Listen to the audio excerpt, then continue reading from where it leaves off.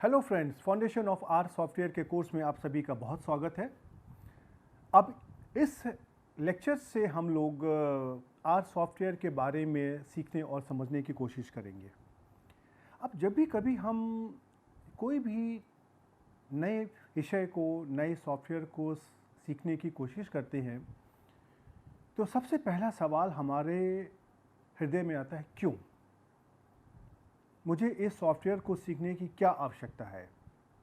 इस सॉफ्टवेयर के अंदर ऐसी क्या खास बात है कि मुझे उसको सीखना चाहिए? उसके अलावा बहुत तरीके के प्रश्न हमारे हृदय में आते हैं। ये सॉफ्टवेयर कहाँ से आया, क्यों आया, कहाँ से डेवलप हुआ, किन लोगों ने डेवलप किया और क्यों किया? जैसे आर के बारे में मैंने बताया कि ये फ्री सॉफ्टवेयर है, तो सबसे बड़ा पहला सवाल तो यही लोगों के दिमाग में आता है कि भाई लोगों ने इस सॉफ्टवेयर को फ्री में क्यों डेवलप किया। और उसके बाद सवाल ये आता है कि ये हमको सॉफ्टवेयर कहाँ से मिलेगा, हम उसको कैसे इंस्टॉल करेंगे और कैसे काम करना शुरू करेंगे। तो ये हमारे बहुत सारे सवाल हैं जिनका जवाब मैं इस कोर्स में देने की कोशिश करूँगा और इस लेक्चर में देने की खास तौर पे कोशिश करूँगा। लेकिन इस कोर्स में आगे बढ़ने के पहले मैं आपको ये बताना चाहूँगा कि मेरा एक कोर्स पहले है, इंट्रोडक्शन टू आर सॉफ्टवेयर। ये कोर्स 2017 में रिकॉर्ड किया गया था, लेकिन अब उसमें चूँकि आर में बहुत सारे डेवलपमेंट्स हो चुके हैं, इसलिए उसमें बहुत सारे परिवर्तन आ चुके हैं। तो ये foundation of R software course उसी introduction of R software course का एक अपडेटेड और एक रिवाइज वर्जन है। तो बहुत जगह पे आपको ये देखने को मिलेगा कि हमारी बहुत सारी स्लाइड्स, बहुत सारे कमांड्स हमारे पहले जैसे सॉफ्टवेयर के हैं। तो वहाँ पर आपको कोई कन्फ्यूजन नहीं होना चाहिए कि ये कोर्स पहले जैसा क्यों है। ये उसका रिवाइज वर्जन है और हम उसके साथ में पिछले कई सालों में जो हमारे नए डेवलपमेंट्स हुए हैं और जो मुझको लगता है कि जो फंडामेंटल डेवलपमेंट हैं और जो हमारे स्टूडेंट्स को, हमारे कैंडिडेट्स को मालूम होने चाहिए, मैंने उनको यहाँ पर इनकॉर्पोरेट करने की कोशिश करी है। अब हम इस लेक्चर को हम शुरुआत करते हैं और सबसे पहले तो इस बात का जवाब देने की, समझने की कोशिश करते हैं और इस बात का हल क्या है और इस बात का सॉल्यूशन क्या है। हम इस बात को समझने की कोशिश करते हैं कि ये हम सॉफ्टवेयर क्यों सीखें, क्या कारण है कि हमको इसको सीखने में अपना समय देना चाहिए। तो चलिए हम इसकी शुरुआत करते हैं। चलिए, तो अब इस कोर्स में ये हमारा पहला लेक्चर है जिसका टाइटल है हमारा why R and installation procedure, अर्थात आर को क्यों सीखना चाहिए और इसको कैसे इंस्टॉल किया जाए।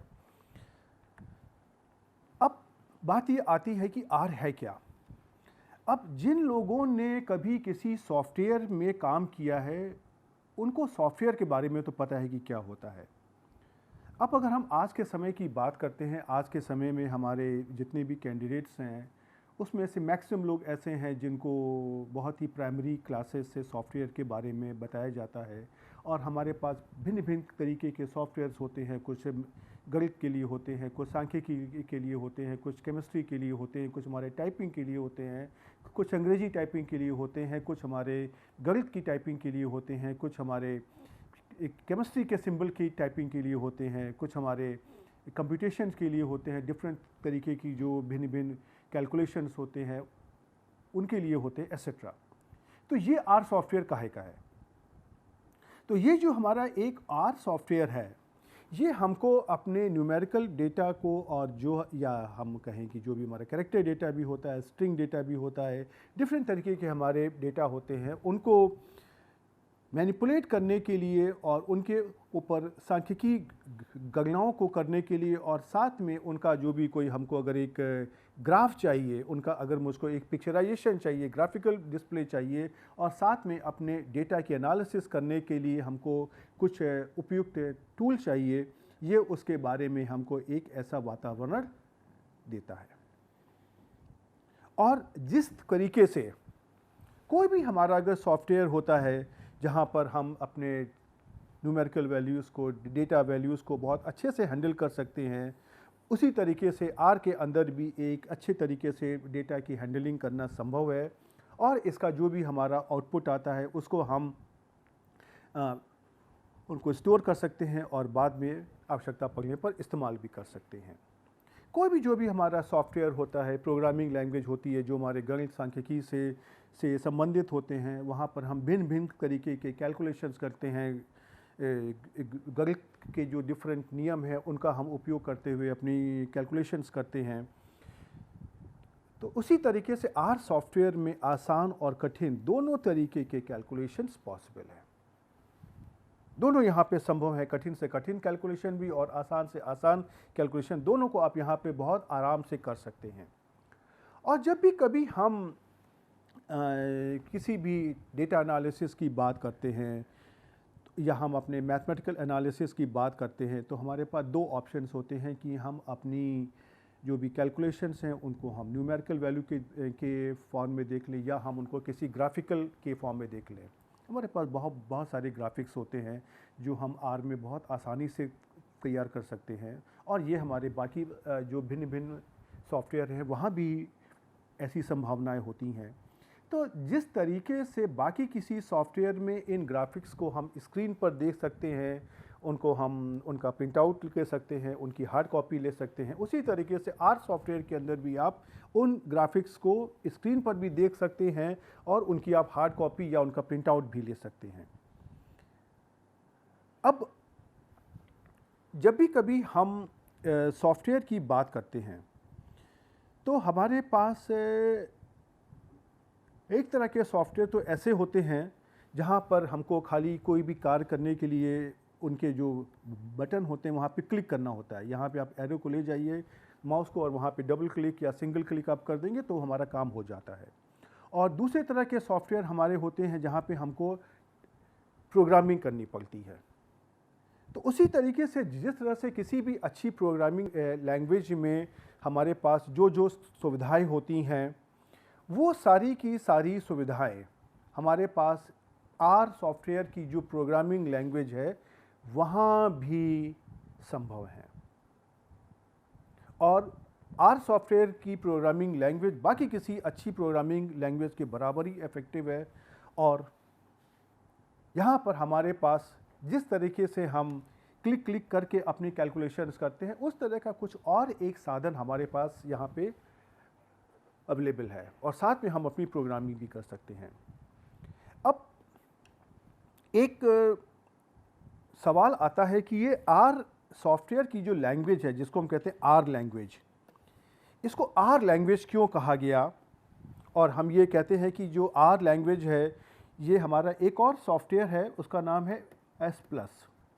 ये उससे बहुत ही मिलती जुलती है। मिलती जुलती क्या, बिल्कुल सेम ही समझिए आप, बिल्कुल उसी तरीके से है। तो ये आर लैंग्वेज और ये एस लैंग्वेज और S+ इत्यादि का आपस में क्या संबंध है? अब इसके बारे में मैं आपको एक पहले छोटी सी कहानी बताता हूँ। और उस कहानी में है क्या, कहानी नहीं है वो, एक्चुअली में सच बात है। मैं एक ऐसा व्यक्ति हूँ जिसने इस देश में ये आर सॉफ्टवेयर या जो डिफरेंट तरीके के कंप्यूटर्स हैं वो कैसे आए और उनका कैसे डेवलपमेंट हुआ, मैंने उसको अपनी आँखों से देखा है और मैं उसका प्रत्यक्षदर्शी हूँ। जब मैं BSc और MSc कर रहा था, ये वो समय था जब भारत में कंप्यूटर्स आना शुरू हुए थे और साथ में सॉफ्टवेयर आना भी शुरू हुए थे। और जब आरंभ में हमारे कंप्यूटर आए हैं तो उसमें खाली एक ही तरीके का प्रोग्राम होता था और वो था DOS based, disk operating system. अर्थात उसमें कोई विंडोज़ नहीं होता था। जैसे हम आज के कंप्यूटर में C प्रॉम्प्ट की, कमांड प्रॉम्प्ट की बात करते हैं, उस वक्त खाली कंप्यूटर में कमांड प्रॉम्प्ट ही होता था और आपको जो भी कार्य करना है वो आप अपने उस प्रॉम्प्ट पर आने के बाद में आप अपने कमांड को टाइप कर सकते हैं। कैसे आज के समय में आपको अगर विंडोज़ में किसी फाइल को कहीं से कॉपी करना है तो आप माउस को राइट क्लिक करके उसमें से कॉपी का बटन दबा के आप उसको कहीं भी जा करके किसी फोल्डर में पेस्ट कर देते हैं। लेकिन जब हम डॉस बेस्ड प्रोग्राम करते हैं तो वहाँ पर ऐसा पॉसिबल नहीं था। वहाँ पर हमको कॉपी पेस्ट इत्यादि के डिफरेंट कमांड्स याद करने पड़ते थे। किसी फाइल को अगर हमको एक डायरेक्टरी से अगली डायरेक्टरी में कॉपी करना है, उसके लिए हमको उनके कमांड्स याद करने पड़ते थे।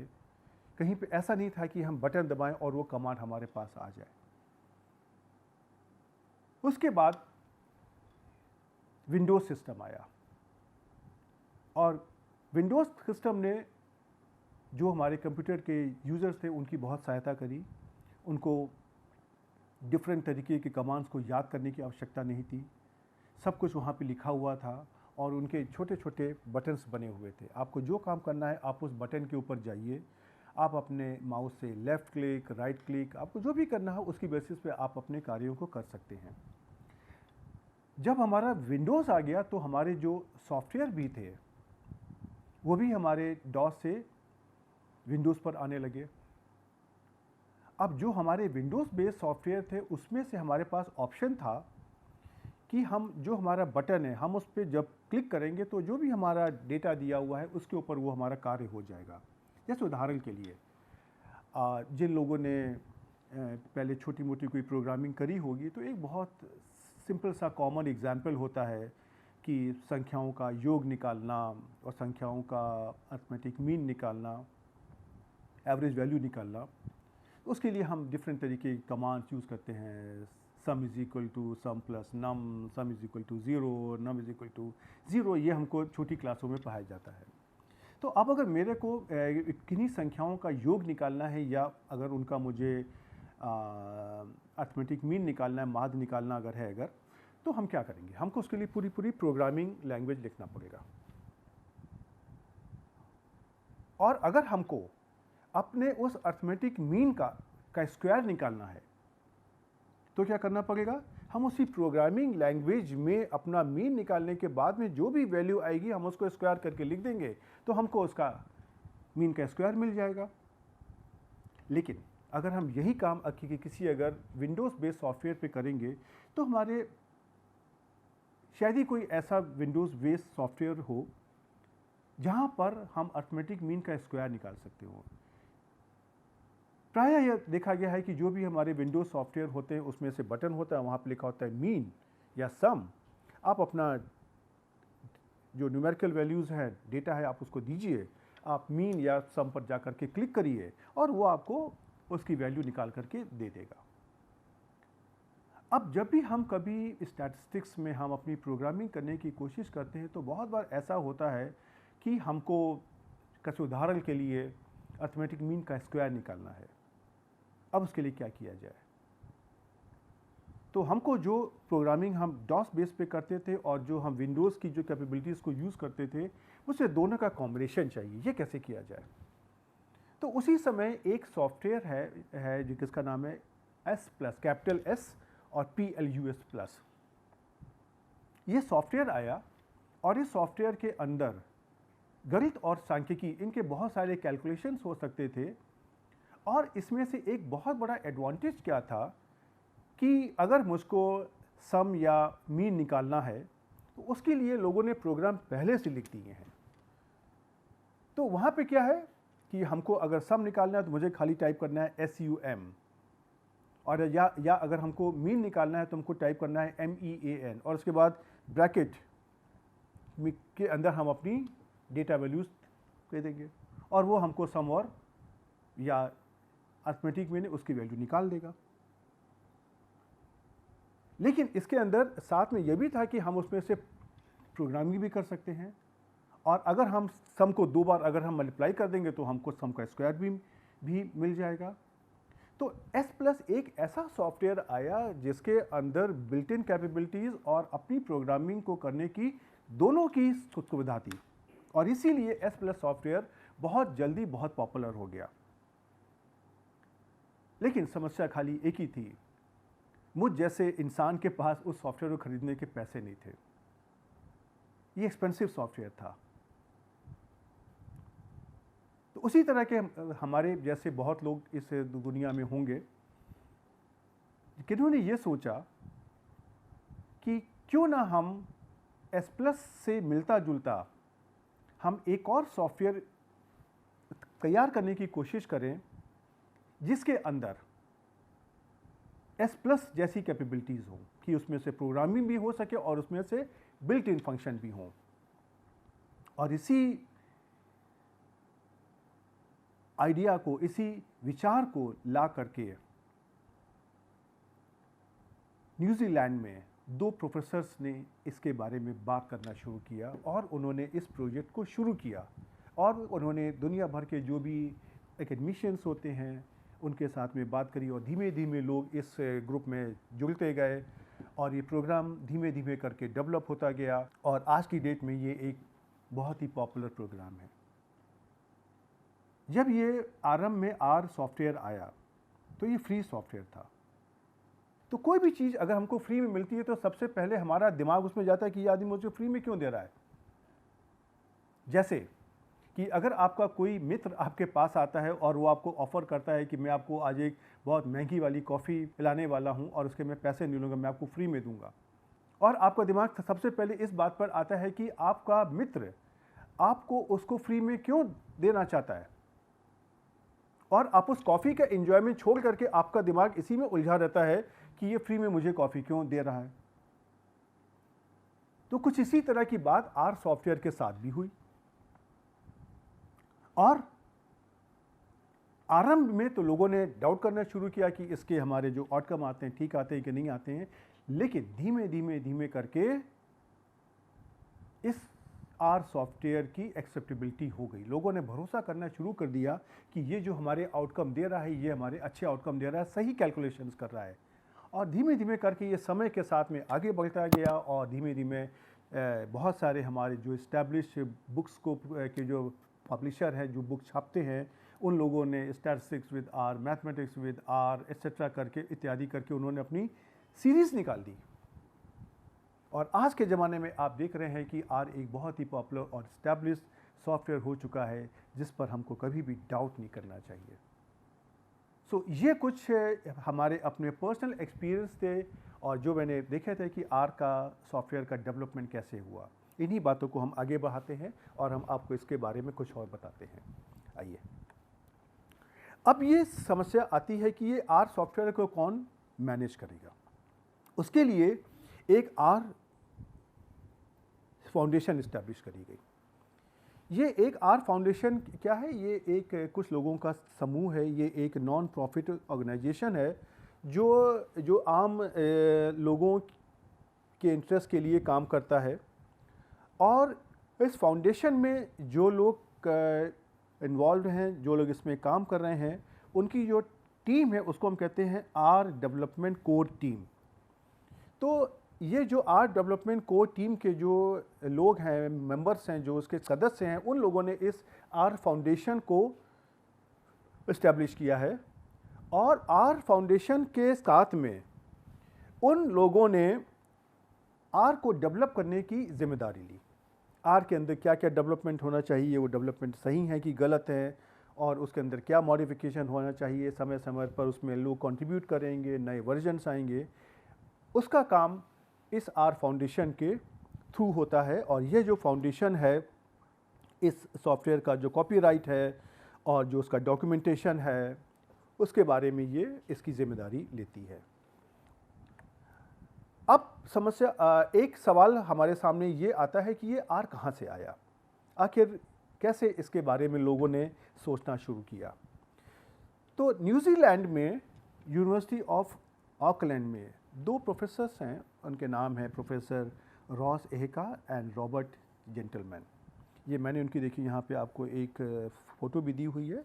ये फ़ोटो मैंने इस कोर्स से ली है snippet@me.com पे यहाँ पर, और मैं उनका शुक्रिया अदा करता हूँ कि उन्होंने एक अच्छी सी फ़ोटो वहाँ पे डाली है जिससे लोगों को इनके बारे में पता चला।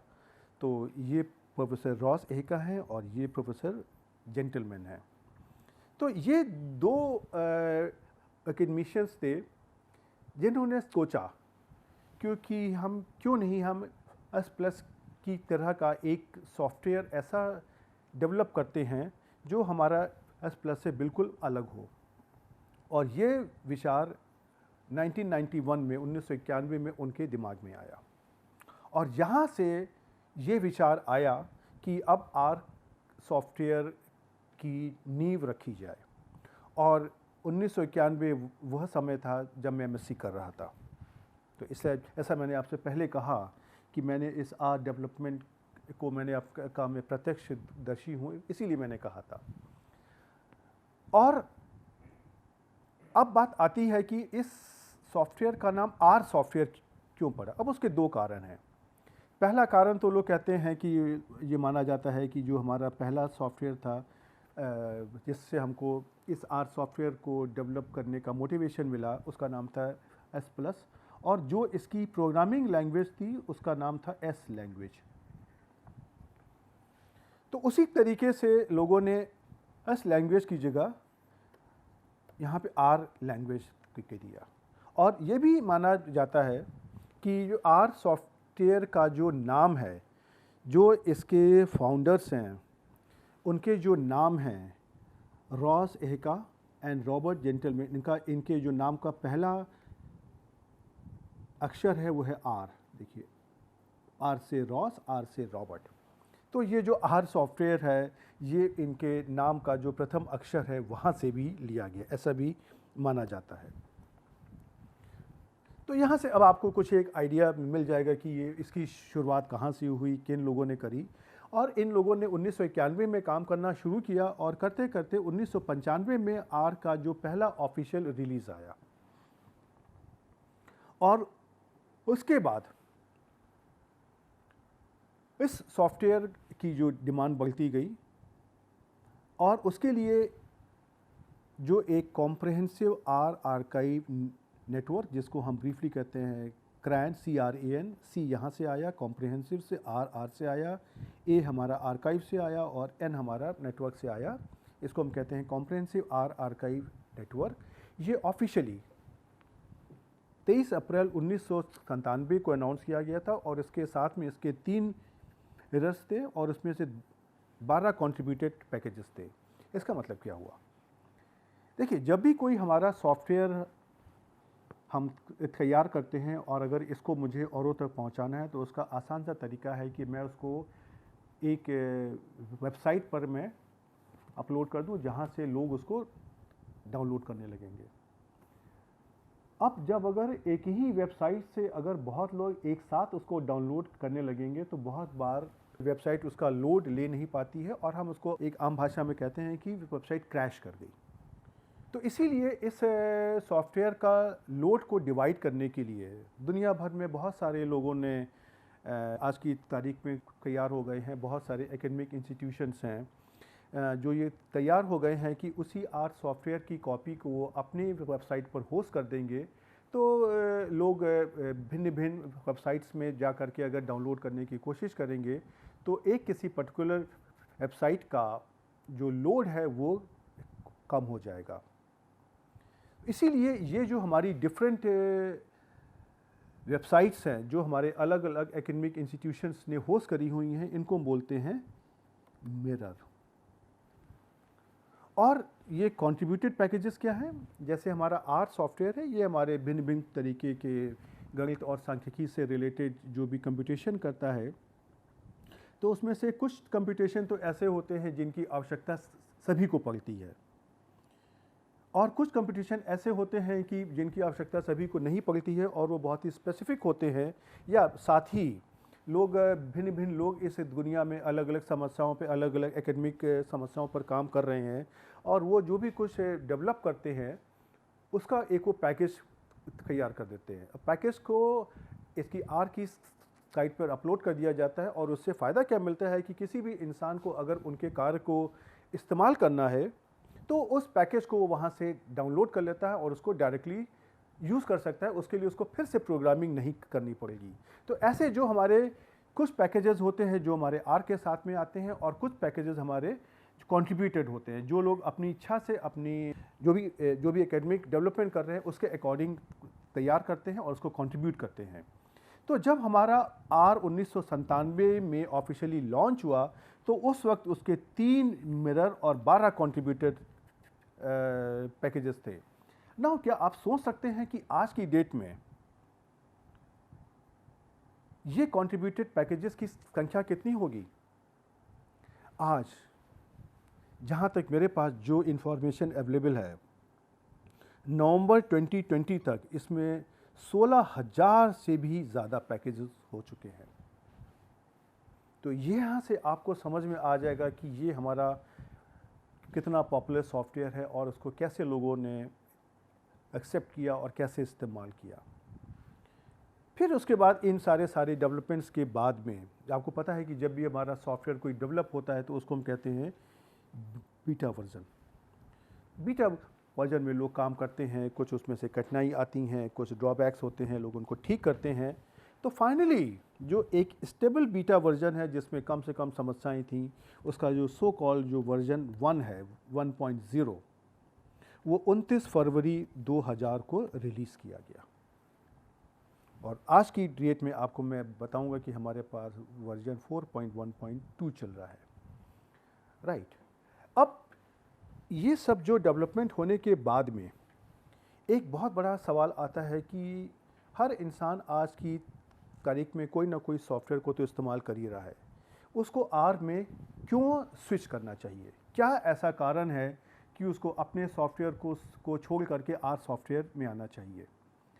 अब आज की तारीख में आप अगर देखेंगे, बहुत से हमारे लोग हैं, एकेडमिशियंस हैं, प्रोफेशनल्स हैं, जो लोग रिसर्च कर रहे हैं, डिज़ाइन ऑफिस में काम कर रहे हैं, एनालिटिक फॉर्म्स में कर रहे हैं, उन सभी लोगों ने आर को इस्तेमाल करना शुरू किया गया है।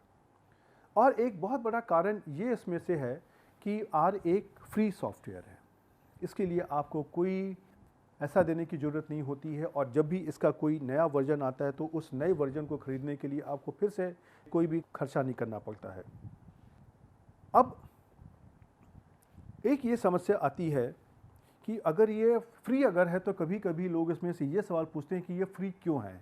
तो जैसा मैंने बताया आपको कि हमारे जो भी एकेडमिक कम्युनिटी होती है वहाँ पे हर काम पैसे के लिए नहीं किया जाता है, और हम बहुत सारे काम ऐसे करते हैं जहाँ पर हमको पैसे की कोई चाहत नहीं होती है, लेकिन हम अपने समाज सेवा के लिए और अपने एकेडमिक कंट्रीब्यूशन के लिए हम वो वाला काम करते हैं। जैसे हम लोग जो एकेडमिशियंस हैं, हम लोग अपने रिसर्च पेपर लिखते हैं, रिसर्च करते हैं, और उसके बाद में बहुत लोगों को लगता है कि रिसर्च का हमको ऐसा मिलता है या कुछ होता है। कोई रिसर्च पेपर को छापने के बाद में, पब्लिश करने के बाद में हमको से कोई ऐसा नहीं मिलता है, बल्कि हमको एक आत्म संतुष्टि मिलती है कि हमने कुछ अच्छा काम किया। सिर्फ इसी भावना से जो भी हमारे कॉम्प्रहेंसिव आर आर्काइव नेटवर्क में जितने भी पैकेजेस अवेलेबल हैं और जिनको आर डेवलपमेंट कोर टीम के और दुनिया में बाकी एकेडमिशियन ने कंट्रीब्यूट किया है, उनकी खाली एक ही भावना होती है कि हमको इस ह्यूमैनिटी का, मैनकाइंड का, इंसानों का अच्छा करना है, उनकी सहायता करनी है। राइट। तो इसलिए कभी आपको इस बात में डाउट नहीं करना चाहिए कि ऐसा क्यों हो रहा है। अब जब भी हम अपनी स्टैटिस्टिक्स की बात हम करते हैं तो हमारे पास कई तरह के काम होते हैं। कुछ काम ऐसे होते हैं जो प्रायः एक कॉमन आदमी को चाहिए होते हैं। जैसे हम कहें कि आपको अर्थमेटिक भी निकालना है, बहुत लोगों को चाहिए होगा। लेकिन कुछ काम ऐसे होते हैं जो भी बहुत स्पेसिफिक होते हैं। तो इसके लिए हमारे पास आर सॉफ्टवेयर में बहुत सारे ऐसे पैकेजेस हैं जो बिल्कुल फ्रीली अवेलेबल हैं, उसके लिए कोई पैसा नहीं देना है आपको। और जो भी हमारी इनकी इंटरनेट साइट है वहाँ पर इसमें से मॉडर्न स्टैटिस्टिक्स के बहुत सारे डेवलपमेंट्स जो भी हुए हैं उनको एग्जीक्यूट करने के लिए जो भी पैकेजेस बनाए गए हैं वो वहाँ पर फ्री में अवेलेबल है। सिर्फ आपको वहाँ से डाउनलोड करना है और आपको उनको इस्तेमाल करना है। सो इतने सारे एडवांटेजेस होने के बाद में आप भी सोच सकते हैं कि क्यों नहीं आर को इस्तेमाल करना शुरू किया जाए। राइट। अब हम आपको एक इस बात का भी जवाब देते हैं कि अगर हम आर को इस्तेमाल करना शुरू करें तो सबके दिमाग में एक सवाल होता है कि आर में कुछ ऐसा तो नहीं है कि जो किसी अच्छे सॉफ्टवेयर में होता हो और भला आर में ना हो।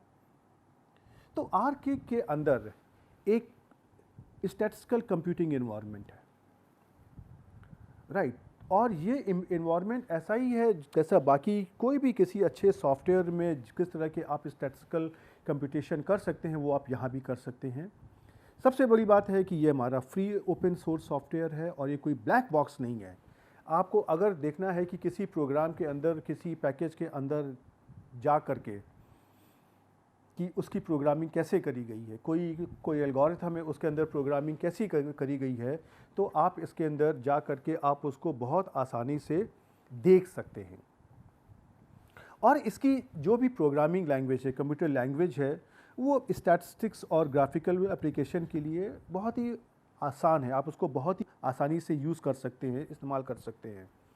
और जो भी किसी भी अच्छी प्रोग्रामिंग लैंग्वेज में होता है कि जो भी उसके कमांड्स होते हैं उनको हम सेव कर सकते हैं, एग्जीक्यूट कर सकते हैं, उनको हम स्टोर कर सकते हैं, उनको हम किसी प्रोग्रामिंग फाइल के अंदर लिख सकते हैं। ये सारी सुविधाएं आर सॉफ्टवेयर के अंदर भी हैं। इसमें कोई ऐसी सुविधा नहीं है जो किसी प्रोग्रामिंग लैंग्वेज में होती हो और वो आर में ना हो।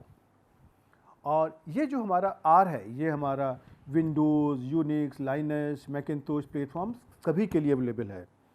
कुछ लोग विंडोज़ में काम करना चाहते हैं प्लेटफॉर्म पे, कुछ लोग यूनिक्स प्लेटफॉर्म पे काम करना चाहते हैं इत्यादि। उन लोगों की सहायता के लिए आर सॉफ्टवेयर को इन सारे प्लेटफॉर्म पर तैयार कर दिया गया है। आपको सिर्फ खाली आर की जो वेबसाइट है जहाँ से हम सॉफ्टवेयर लेते हैं, आपको अपना जो भी उपयुक्त वर्जन है वहाँ से डाउनलोड करना है। और जैसा मैंने पहले बताया कि आर को एस प्लस सॉफ्टवेयर से compete करने के लिए प्रतिस्पर्धा में बनाया गया था। और आर के अंदर कैसा मैंने आपको बताया कि कुछ हमारे जो पैकेजेस होते हैं वो बिल्ट इन होते हैं, जो हमारे कॉमन जो भी काम होते हैं जो प्रायतः हर आदमी करना चाहते हैं, उसको करने के लिए जो भी हमारा आर सॉफ्टवेयर में पहले से ही उन पैकेजेस को इनकॉर्पोरेट कर दिया गया है। और जो हमारे स्पेशलाइज्ड काम होते हैं उसके लिए कंट्रीब्यूटेड पैकेजेस भी अवेलेबल हैं। और उसके अलावा सबसे बड़ी बात यह है कि अगर कोई भी इंसान कोई रिसर्च कर रहा है या कुछ नया टूल डेवलप करता है और अगर वो चाहता है कि लोग उसको इस्तेमाल करें, उसके लिए वो अपने पैकेज को आर वेबसाइट पर कंट्रीब्यूट कर देगा और वहाँ से लोग उसको इस्तेमाल करना शुरू कर देंगे। तो इसका मतलब क्या हुआ कि अगर आप अपना भी कोई पैकेज तैयार करते हैं तो उसको भी आप यहाँ पर इस्तेमाल कर सकते हैं। और जिस तरीके से कोई भी एक अच्छी लैंग्वेज में हमारे पास लॉजिकल कंट्रोल होता है, ब्रांचिंग होती है, लूप्स होते हैं, मॉड्यूलर प्रोग्रामिंग होती है, एसेट्रा, ये सब यहाँ पर संभव है। आर प्रोग्रामिंग लैंग्वेज में आप ये सब कुछ कर सकते हैं। और यहाँ पर एक बहुत बड़ा एडवांटेज, यहाँ पर एक फंक्शन का कॉन्सेप्ट है और इस फंक्शन के कॉन्सेप्ट का इस्तेमाल करते हुए आप इन सभी तरह के कार्यों को बहुत आसानी से कर सकते हैं। और जिस तरीके से किसी भी प्रोग्रामिंग लैंग्वेज में होता है कि जब आप प्रोग्राम को रन करते हैं तो उसमें अगर कोई गलती होती है तो उसके एरर मैसेजेस आते हैं, एंड देन उन एरर मैसेजेस को की जो भाषा होती है उसको समझ करके हम अपने प्रोग्राम की गलतियों को ठीक करने की कोशिश करते हैं। उसी तरीके से आर सॉफ्टवेयर के अंदर भी हमारे पास एरर मैसेजेस हमको बताए जाते हैं। और जब भी कभी हम किसी प्रोग्राम को अगर हम एग्जीक्यूट करेंगे तो जो एरर मैसेज की जो भाषा भी आती है वो ऐसी होती है जो हमको बहुत आसानी से समझ में आ जाती है और जिसकी सहायता से हम अपने प्रोग्राम की गलतियों को ढूंढ सकते हैं और अपने प्रोग्राम को ठीक कर सकते हैं। अब जब भी हम कभी प्रोग्रामिंग की बात करते हैं तो हमारे पास दो तरह के ऑप्शन होते हैं। एक होता है इंटरप्रेटर और एक होता है कंपाइलर। अब जो लोग प्रोग्रामिंग के बारे में जानते होंगे उनको तो इसके बारे में मालूम होगा और जिनको नहीं पता उनको मैं संक्षेप में मैं इसके बारे में बता सकता हूँ। अब अगर हम कोई भी प्रोग्राम लिखते हैं उसमें से हमारी line number 1, line number 2, line number 3 इत्यादि करके है। अब जब भी हमने अपने प्रोग्राम को एग्जीक्यूट करना शुरू किया, जो हमारा कंट्रोल होगा वो हमारा सबसे पहले लाइन नंबर 1 पे आएगा और वहाँ पे देखेगा कि कोई मिस्टेक तो नहीं है। अगर कोई मिस्टेक गलती है तो प्रोग्राम के पास दो ऑप्शंस हैं। या तो प्रोग्राम वहीं पे रुक जाएगा और आपसे कहेगा कि पहले आप इस गलती को ठीक करो और फिर से प्रोग्राम को रन करो, फिर वो लाइन नंबर 2 पे आएगा। फिर वो जब वो लाइन नंबर 2 पे आएगा वो फिर से क्रॉस चेक करेगा। अगर लाइन नंबर 2 में कोई मिस्टेक नहीं है तो वो लाइन नंबर 3 पे आ जाएगा, और अगर लाइन नंबर 3 में कोई गलती है तो फिर से प्रोग्राम हमारा रुक जाएगा और आपसे कहेगा कि जब आप इस गलती को ठीक कर लोगे फिर हम लाइन नंबर 4 पर आएंगे। तो ये जो होता है, ये जो प्रोसेस होती है, इसको हम बोलते हैं इंटरप्रेटर। और दूसरा ऑप्शन क्या है कि हमारा कंट्रोल लाइन नंबर 1 पे आता है, यहाँ पे कोई मिस्टेक है, इसने उसको कहीं पे लिख लिया, फिर वो लाइन नंबर 2 पे आया और देखा कि यहाँ पे कोई समस्या नहीं है, वो लाइन नंबर 2 से लाइन नंबर 3 पर आ गया और लाइन नंबर 3 पे उसने देखा कि कुछ समस्या है, उसने लाइन नंबर 3 की मिस्टेक्स को उसने यहाँ पर लिख लिया और वो करता करता उसने पूरे प्रोग्राम को उसने रन कर लिया और हर एक लाइन में कोई अगर समस्या थी उसको उसने एक अलग लिख लिया और जब पूरा प्रोग्राम ख़त्म होने के बाद में उसने आपको इन सारी गलतियों को दिखा दिया। अब आप एक एक करके आप इन गलतियों को उन प्रोग्राम की जगह पर जा कर के ठीक कर सकते हैं और ये प्रोसेस है, इसको हम बोलते हैं कंपाइलर। तो जो आर हमारा है, इसकी जो हमारी लैंग्वेज है वो हमारी इंटरप्रेटर से कंट्रोल होती है। तो आर हमारी एक इंटरप्रेटेड कंप्यूटर लैंग्वेज है और ये कंपाइलर नहीं है। तो जब भी कभी आप प्रोग्राम को लिखेंगे, अगर किसी लाइन पे गलती है तो प्रोग्राम वहीं पर रुक जाएगा और आपको कहेगा कि पहले आप इस गलती को ठीक करिए, फिर हम अगली लाइन पे जो भी लिखा हुआ है हम उसको एग्जीक्यूट करने की कोशिश करेंगे। और इसमें से ये देखा गया है कि हम इसमें से जो भी अपना प्रोग्राम है उसको हम कमांड लाइन पर टाइप करते हैं। ये कमांड लाइन क्या होती है, इसके बारे में हम अभी आने वाले लेक्चर्स में बात करेंगे। और जैसे ही हम उसमें से वहाँ पे टाइप करते हैं उसके बाद में हमारा प्रोग्राम का जो सिंटैक्स से कमांड है हमारा एग्जीक्यूट हो जाता है। जैसे कि मैंने लिखा x = 2, तो ये हमारा प्रॉम्प्ट है, यहाँ पे मैंने लिख दिया x = 2, फिर हमने लिख दिया y = 3 और उसके बाद में हमने यहाँ पे लिख दिया x + y और जैसे ही एंटर किया तो यहाँ पर हमारा 5 आ जाएगा। तो जैसे ही हम एंटर करते हैं इमीडिएटली हमारा जो भी प्रोग्राम यहाँ पर एग्जीक्यूट हो जाता है। तो ये ऐसे हमारा ये प्रोग्राम काम करता है और ये बिल्कुल वैसी ही तरीका है जैसे कि हमारे बाकी प्रोग्राम्स काम करते हैं। अब बहुत सारे प्रोग्राम्स में आपने देखा होगा कि हमारे पास यहाँ पे इस तरह की बनी होती हैं, अप की, डाउनवर्ड की, लेफ़्ट की, राइट की। इसमें से ये जो अप की और जो डाउन की होती हैं, इनको हम ऊपर नीचे करके जो कमांड मैंने पहले इस्तेमाल किए हुए हैं हम उनको फिर से रिकॉल कर सकते हैं। तो हमको उनको पूरा फिर से टाइप नहीं करना पड़ेगा। तो जिस तरीके से बाकी प्रोग्राम्स में ये सुविधा होती है उसी तरीके से आर के अंदर भी हमारे पास ये सुविधा है। और अगर हम किसी प्रोग्राम को रन कर रहे हैं और उसमें कोई मिस्टेक हो जाती है, हम उसको बीच में रोकना चाहते हैं तो हम एस्केप की को दबा करके हम इसमें से रोक सकते हैं। तो ये सुविधाएं वैसी सुविधाएं हैं जैसे किसी अच्छे प्रोग्रामिंग में होती हैं। जो भी हमारे ग्राफिक्स होते हैं उनको हम स्क्रीन पर भी देख सकते हैं और साथ में पोस्ट स्क्रिप्ट फॉर्मेट में, PDF फॉर्मेट में, JPEG फॉर्मेट में इत्यादि में हम उनको सेव भी कर सकते हैं। उसमें कोई समस्या और उसके बाद में हम उनको अलग अलग जगह पर इस्तेमाल कर सकते हैं।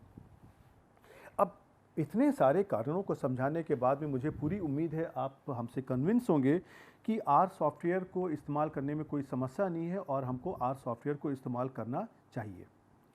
अब तो दूसरा सवाल आता है कि ये आर सॉफ्टवेयर कहाँ से आएगा। अब अगर आपको आर सॉफ्टवेयर अपने विंडोज़, मैकिन्टोश, यूनिक्स, लाइनक्स किसी भी प्लेटफॉर्म के लिए आपको डाउनलोड अगर करना है तो आपकी ये वेबसाइट है www.r-projectproject.org। आप यहाँ पे चले जाइए तो आपको देखिए मैंने उसका स्क्रीनशॉट यहाँ पर दिया हुआ है। तो ये देखिए साइट है www.r-project.org और जब आप यहाँ पर जाएंगे तो आपको देखिए यहाँ पर दिखाई देगा डाउनलोड आर। तो आप यहाँ पर क्लिक करिए और जैसे ही आप क्लिक करेंगे तो आपको कुछ यहाँ पे ऐसा एक स्क्रीन दिखाई पड़ेगा। ये क्या है, यहाँ पर हमारी मिरर्स की लिस्ट है।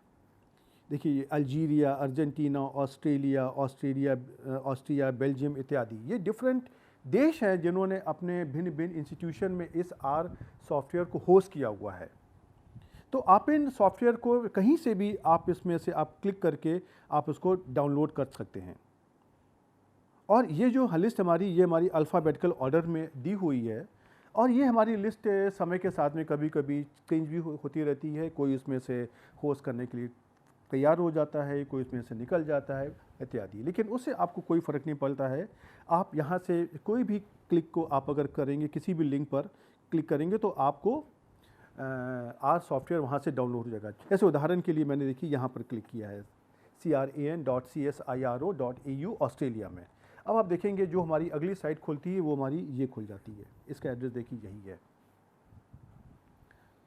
और आप यहाँ पर आएंगे तो आपको ऐसी साइट यहाँ पे मिलेगी और आप देखेंगे कि यहाँ पे download R for Linux, Macintosh, Windows etcetera है। आपको जहाँ भी चाहिए आप वहाँ पे इसको क्लिक कर लीजिए और आपको यहाँ पे सॉफ्टवेयर मिल जाएगा। सॉफ्टवेयर को आप डाउनलोड कर लीजिए और उस डाउनलोड करने के बाद में आप उसमें से जो भी हमारा यूजुअल प्रोसेस होता है, क्लिक करते हुए आप उसको आगे चलते चले जाएंगे। जो उसके इंस्ट्रक्शन को आप अगर देखते रहेंगे तो आपको ये सॉफ्टवेयर वहाँ पर इंस्टॉल हो जाएगा। और अगर डायरेक्टली भी आप अगर आना चाहते हैं तो ये हमारी जो साइट है CRAN.R-project.org, आप अगर यहाँ भी आएंगे तो भी आप इसी साइट पर डायरेक्ट आ सकते हैं, जहाँ पर आपको डिफरेंट हमारे मिरर्स दिए हुए हैं इस सॉफ्टवेयर्स को डाउनलोड करने के लिए।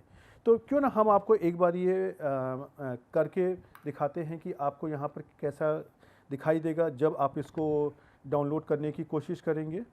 तो देखिए ये मैंने यहाँ पे ये www.rproject.org की साइट को खोल के रखा हुआ है और यहाँ पे आप ये देखेंगे कि देखिए यहाँ पे ये है डाउनलोड आर।